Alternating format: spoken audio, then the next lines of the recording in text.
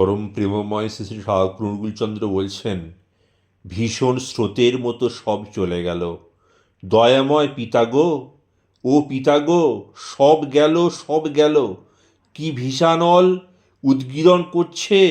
দাঁড়া গো, দাঁড়া গো, ওই যে পরম পিতা, দয়াল পিতা, একটু দাঁড়াও। ওই দেখো, ভীষণ দম্ভ, নাকের নিঃশ্বাসে প্রলয় হয়ে যাচ্ছে। ওই দেখো, সুমেরু কুমেরু লয় হয়ে যাচ্ছে। আমায় একবার ডাকতে দাও, দয়াল পিতাকে একবার মনে করতে দাও। ওই দেখো, আমার পিতার চরণে অনন্ত কালের লয়, উদ্ভাসিত সকল প্রাণ।